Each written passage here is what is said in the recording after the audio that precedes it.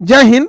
देखते हैं पिछले कुछ महीनों से अमेरिका पगला गया है। ट्रंप क्या क्या कर रहा है कोई ठीक नहीं है। आखिर ये इतना टेरिफ लगा क्यों रहा है, और चाइना और भारत पे टेरिफ लगा के तो ट्रंप उल्टा फंस गया है। हकीकत मायने में भारत अपने आप को विश्व के सामने अगले 20 साल में जितना ताकतवर दिखा सकता था, अमेरिका की जिद ने और ट्रंप के टेरिफ की वजह से भारत का महत्व उतना बढ़ गया है। अब पूरी दुनिया ये देख रही है कि एक चाइना था जो अमेरिका का मुंह तोड़ जवाब दे दिया, और एक भारत है जो अमेरिका के सामने डट कर खड़ा रहा। तो कई बार दाव उल्टा चल जाता है। लेकिन ये ट्रंपा पगलाया क्यों है, कई चीजें हैं, इसको समझते हैं एक एक करके, धीरे धीरे इसके कारण को समझ जाते हैं। पहला तो ये जो बाइडेन वगैरह के बाद यहाँ पर, क्योंकि इंडिया से जब ये जीता तो ऐसा लगा कि मतलब इंडिया से अब ये रिश्ते को थोड़ा खराब कर रहा है। उसका कारण देखिए, ये F-35 विमान बेचना चाहता है भारत को। ये विमान कभी गायब हो जाता है, कभी प्रशांत महासागर में गिर गया है। इंडिया में आया था तो उड़िए नहीं पाया था, इसको पता नहीं, इसको ठंडा मार दिया था। केरल में पड़ा हुआ था कंबल ओढ़ के बेचारा, तो बाद में इसको इंजीनियर ऐसा लगभग 1 महीना यहीं पड़ा था, तो भारत को बेच रहा था। तो भारत मना कर दिया कि ना, हम ना लेंगे। भारत अभी विचार कर रहा है SU-57 पे, हालांकि इसको भी फाइनल नहीं है, लेकिन रसिया से है। लेकिन अगर भारत पे को भरोसा करना होगा तो अमेरिका पे नहीं भरोसा करेगा, क्योंकि इस जहाज को उड़ाने के लिए एक्सप्रेस को वहां से दिया जाता है अमेरिका से। एक डेली एक कोड जनरेट होता है, बिना उसके कोड को फीड किए ये जहाज उड़ेगा नहीं। और लिमिटेशन अमेरिका चाह देगा कि आप इसको पाकिस्तान की ओर नहीं उड़ा सकते, तो अमेरिका से खरीद के भी वहां नहीं उड़ा सकते, तो हम काहे लिए खरीदेंगे इसमें। दूसरा, अमेरिका ने मना किया था कि रूस से S-400 मिसाइल मत खरीदो, भारत ने S-400 मिसाइल खरीद लिया। इससे भी ट्रंप गुस्सा है कि रसिया से क्यों खरीद लिए, लेकिन भारत की जरूरत थी, भारत ने खरीद लिया था। यहाँ पे ये कुछ भी कहता है। ट्रंपा क्या कह रहा है कि तेल पेट्रोलियम मत खरीदो। कहां से मत खरीदो, तो यूक्रेन, रूस से पेट्रोल मत खरीदो। क्यों नहीं, क्योंकि रूस से अगर तुम पेट्रोल खरीदोगे तो यूक्रेन को इससे पैसा, इस पैसे का यूक्रेन युद्ध में यूज होगा। दूसरा कहता है वेनेजुएला से भी पेट्रोल मत खरीदो। फिर कहता है ईरान से भी मत खरीदो, यमन से भी मत खरीदो। अरे चोट्टा कहीं का, तो खरीदेंगे कहां से, तो अब्बा के यहां से। तो ये इसकी मोनोपोली है। भारत मानता नहीं, भारत खरीदता है। अब भारत को पहले प्यार से समझा रहा था, भारत नहीं माना, तो ट्रंप ने टैरिफ लगा दिया तो भी भारत ने नहीं माना। अब तुम लगाइए दिए तो अब तो रूस से और खरीदेंगे, अब तो ईरान से और खरीदेंगे, अब तो डॉलर की जगह रुपया में खरीदेंगे। अब कौन चीज का डर, तुमने टैरिफ लगाइए दिया यहाँ पे। तो अगला चीजों को देखते हैं यहाँ पर। ये पगला क्या बोला कि अमेरिका ने जो टैरिफ लगाया है भारत के ऊपर, वो ठीक किया है।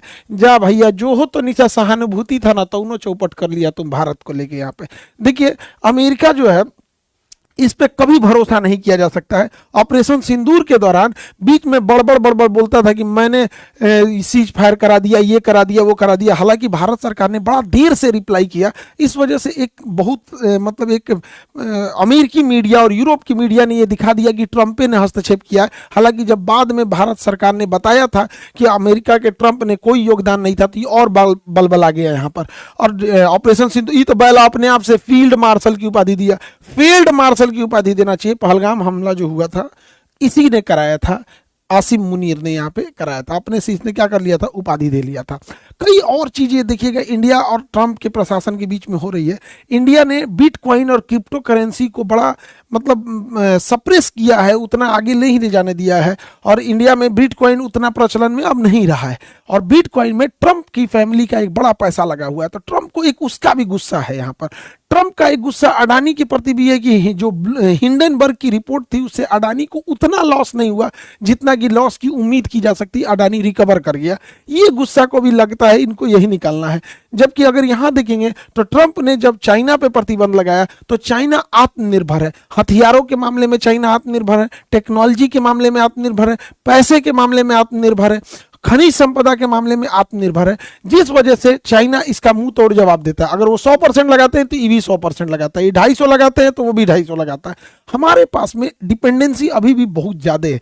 चाइना के पास रेयर अर्थ एलिमेंट है, सब कुछ ऐसे पदार्थ होते हैं जो बहुत कम मिलते हैं, और ऐसे पदार्थ बहुत ज्यादा जरूरत होते हैं, और इसका पूरा भंडारण चाइना के पास है। इन रेयर अर्थ मेटल का यूज कहाँ कहाँ होता है, तो जो माइक्रो प्रोसेसर्स होते हैं उनमें यूज होता है, जो इलेक्ट्रिकल व्हीकल्स है उनमें यूज हो जाता है, सोलर पैनल में हो जाता है। सिलिकॉन वैली जो है अमेरिका का, माइक्रोसॉफ्ट हो गया, गूगल हो गया, जितने भी माइक्रोचिप बनते हैं, इलेक्ट्रॉनिक्स चीजें बनती हैं, ये जो स्टार लिंक लेके जा रहे हैं अंतरिक्ष में, सैटेलाइट बना रहे हैं, नासा का सैटेलाइट, इन सब में रेयर अर्थ एलिमेंट होता है। रेयर अर्थ एलिमेंट पे चाइना ने प्रतिबंध लगा दिया, कहा अमेरिका टैरिफ लगाओगे तो हम तुमको देंगे नहीं। अब अमेरिका पगला गया यहाँ पर। इलोन मस्क का तस्ला, इसका तस्ला कैसे चलेगा, क्योंकि तस्लवा में तो लगेगा इसको सेमीकंडक्टर सिलिकॉन, अब वो चाइना देता है, तो चाइना कहा कि भैया तुम ब्रेकअप करो इससे। तो चुनाव के टाइम में ये दोनों के बीच में बड़ा अच्छा दोस्ती था, अभी ब्रेकअप हो गया क्योंकि इसके बड़बोलापन की वजह से। तो ये बड़ा चाइना ने इसका मुंह तोड़ जवाब दिया। अब चाइना की कंपनियों ने कहा कि भैया रियर अर्थ एलिमेंट जो है इतना हमारे पास ज्यादा संख्या में, ये हम बेचेंगे कहाँ, हमारा तो व्यापार बंद होगा। तो चाइना ने कहा एक काम करो, ये तुम इंडिया को बेचो। तो भारत को अब देखिएगा रियर अर्थ एलिमेंट मिलेगा। आने वाले 2 से 3 महीने में आप देखिएगा भारत में सेमीकंडक्टर धड़ल्ले से बनने लगे हैं। भारत में देखिएगा माइक्रो प्रोसेसर, चिप, ये सब बहुत तेजी से बनेंगे और ये चीज ये अमेरिका को इससे लॉस लगेगा। तो चाइना ने इस पे बड़ा बेहतरीन ढंग से काम किया। हालांकि ट्रंप का जो सबसे मेन गुस्सा का कारण है वो ब्रिक्स देश है। ब्रिक्स देश शुरुआत में 5 देशों का संगठन था, ब्राजील, रसिया, इंडिया, चाइना, साउथ अफ्रीका। ये शुरुआत में 5 देशों का संगठन था, अभी और बढ़ते गया है। ब्रिक्स देश जो है ये डॉलराइजेशन, डी डॉलराइजेशन की ओर बढ़ रहे हैं, जो ट्रंप का सबसे बड़ा गुस्सा का कारण है। और इनका R5, अब एक एक करके समझिए, ये एक नई मुद्रा लाना चाह रहे हैं जिसका नाम होगा R5। R5 करके मुद्रा लाएंगे, अभी इसका नाम पूरा डिसाइड नहीं है, इसलिए शुरुआत में इन्हें R5 के नाम से जानते हैं हम लोग यहाँ पर, और किसी और क्लास में आपको रीजन बता देंगे R5 क्यों कहते हैं। अब ब्रिक्स देश अभी और इसकी संख्या बढ़ते जा रही है, 10-15 इसकी संख्या बढ़ेगी। अब ये ब्रिक्स कैसे काम करता है और ब्रिक्स से अमेरिका को इतना डर क्यों है, समझिएगा, ध्यान से समझिएगा। पहले जमाने में जब व्यापार होता था तो सोने चांदी में व्यापार होता था, कि हम सोना दे देते थे या चांदी से व्यापार होता था। तो ये थोड़ी दूर पे व्यापार जब होता था ऐसे तो चल सकता था। लेकिन जब दूर के व्यापार होते थे, दूर का व्यापार, तो इसमें ना ये एक थोड़ा सा सिस्टम चेंज हुआ। वो उसके जगह पे करेंसी का सिस्टम आया। जैसे किसी को दिल्ली से सामान भेजना होता था कलकत्ता, दिल्ली से सामान कलकत्ता भेजना था, तो वो क्या करता था, दिल्ली के किसी व्यापारी को सोना दे देता था कि भैया ये लो, तुम सोने की 20 सिक्के रखो और हमको तुम इसके बदले में एक रसीद दे दो। 20 सिक्के रख लो, बदले में हमें रसीद रख लो, क्योंकि जाना है कलकत्ता, रास्ते में कोई छीन लेगा सोना तो दिक्कत होगा। रसीद रख दो हमको, ये रसीद दे देना, ताकि वहां वो रसीद दिखा देंगे। अगर हम वो रसीद जिसको जमा करेंगे वो इंसान तुमसे आके 20 सोने का सिक्का या चांदी का सिक्का ले लेगा। तो ये रसीद का आदान प्रदान होता था कि हम कहीं जाते थे, सोना का सिक्का रखते थे, बदले में रसीद लेते थे, रसीद से व्यापार हो जाता था। धीरे धीरे वो जो सोना का सिक्का रखने की व्यवस्था थी वो हम व्यापारी की जगह ना रख के बैंक में रखने लगे। अब बैंक उस सोना के बदले हमें रसीद देने लगा कि हाँ भैया ये रसीद लीजिए। तो अब जब से बैंक जब आ गया तो इसमें क्या हुआ कि अगर हमें किसी को सोना का 20 सिक्का देना है मद्रास में ले जाके, केरला में ले जाके, तो हम ऐसे नहीं देते थे, बल्कि बैंक को रख देते थे, ये लीजिए 20 सोने के सिक्के, बदले में हमें रसीद दीजिए। केरला में गए, मसाला खरीदे, उनको 20 सोने का सिक्का ना देके वही रसीद दिए, क्योंकि यह बैंक जो मेरे यहाँ पटना में है वही केरला में भी है। तो ये बैंकिंग सिस्टम ऐसे ऐसे आने लगा। इसी बीच जब प्रथम विश्व युद्ध हुआ और द्वितीय विश्व युद्ध हुआ, इन युद्धों के बीच में पूरी दुनिया में सारे लोगों ने आपस में बहुत भीषण लड़ाइयां हुई थी। तो सोना जो रखा गया था, ज्यादातर सोना जो रखा गया था वो ब्रिटेन से शिफ्ट होकर अमेरिका में जाने लगा। अमेरिका ने कहा हमारे बैंक में सोना रख लो, बदले में हमसे रसीद ले लेना। तो पूरी दुनिया ने अपना सोना रखा अमेरिका में, बदले में अमेरिका ने उन्हें रसीद दे दिया कि इसी रसीद से तुम व्यापार करना। तो सबसे ज्यादा सोना किसके पास आ गया, अमेरिका के पास आ गया, और पूरी दुनिया अपना सोना रखने लगी अमेरिका के पास। बदले में अमेरिका एक रसीद देता था कि ये रसीद जब आप हमको दिखाइएगा, ये रसीद हमको दिखाइएगा, बदले में अपना सोना लेके चले जाइएगा। जब फर्स्ट वर्ल्ड वार हुआ और सेकेंड वर्ल्ड वार हुआ, पूरी दुनिया की अर्थव्यवस्था तबाह हो गई, बर्बाद हो गई, और सबका सोना रखा हुआ था कहां पर, अमेरिका में। और अमेरिका सुपर पावर आया, एटम बम वगैरह था तो सुरक्षित भी रखा था। एक दिन अमेरिका के राष्ट्रपति निक्सन ने पगलाया, और कहा कि जितना लोग अपना अपना रसीद रखे हो ना, ये रसीद रखे रहो, हम सोना वापस नहीं करेंगे। सबका सोना हड़प लिया, सबका सोना हड़प लिया और सबको रसीद दे दिया। उहे रसीदवा लेके घूम रहे हैं लोग जिसको कहते हैं डॉलर। वही है डॉलर। अब हमारी मजबूरी है, हम ये डॉलर इसको देते हैं, यही डॉलर इसको देते हैं, ये डॉलर इसको देते हैं, तो डॉलर आपस में घूम रहा है।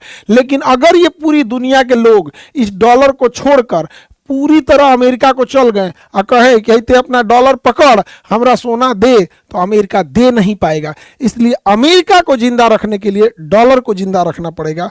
अमेरिका नहीं चाहता है कि कोई डॉलर को रिसीव करने से मना करे, इसलिए वो पूरी दुनिया को कहता है कि डॉलर में यूज करो। क्योंकि डॉलर अगर कोई नहीं लेगा, डॉलर जैसे हमको श्रीलंका का 1 लाख रुपया आ जाएगा, इंडिया में कोई श्रीलंका का 1 लाख रुपया नहीं लेगा, तो हम श्रीलंका में वापस करेंगे, ले पैसा। इसीलिए अमेरिका चाहता है कि डॉलर जब तक चलते रहेगा कोई अमेरिका की ओर वापस नहीं आएगा, और जो डॉलर पे उंगली उठाता है अमेरिका उसको बर्बाद कर देता है। सद्दाम हुसैन उठाए थे, बर्बाद कर दिया। लीबिया में मुअम्मर गद्दाफी उठाए थे, बर्बाद कर दिया। सीरिया में बशर अल असद उठाए थे, बर्बाद कर दिया। यमन में शेख अब्दुल्ला सालेह, बर्बाद कर दिया। होस्नी मुबारक, बर्बाद कर दिया। ईरान ने उठाए थे, तबाह कर दिया ईरान को। तो अमेरिका को है कि हमारा डॉलर से छेड़छाड़ नहीं होना चाहिए। लेकिन ब्रिक्स देश वालों ने कहा कि एक काम करते हैं, अकेले अकेले नहीं लड़ते हैं, अकेले अकेले नहीं लड़ते हैं, हम लोग आपस में ब्रिक्स देश में रसिया है, चाइना है, इंडिया है, साउथ अफ्रीका है, ब्राजील है। शुरुआत में इन देशों ने कहा कि भैया हम जब 44% जीडीपी रखते हैं तो हम अपना व्यापार डॉलर में नहीं करेंगे, हम अपना एक नई मुद्रा लाएंगे। और 2029 तक संभवतः ये अपनी मुद्रा लाने वाले हैं। ट्रंप को इसी से डर है कि अगर ये अपनी मुद्रा ला देंगे, R5 ला देंगे, तो लोग डॉलर को यूज करना कम कर देंगे।